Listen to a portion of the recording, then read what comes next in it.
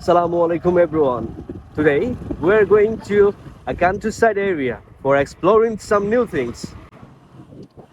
This route is really very beautiful because the two sides are bounded by the trees.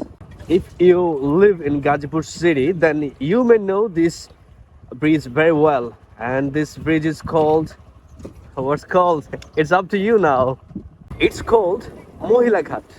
Me and my friend Tufail going to have lots of fun.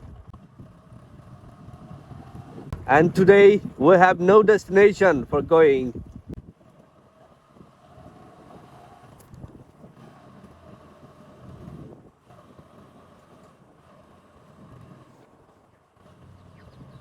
The green trees have made this place very attractive.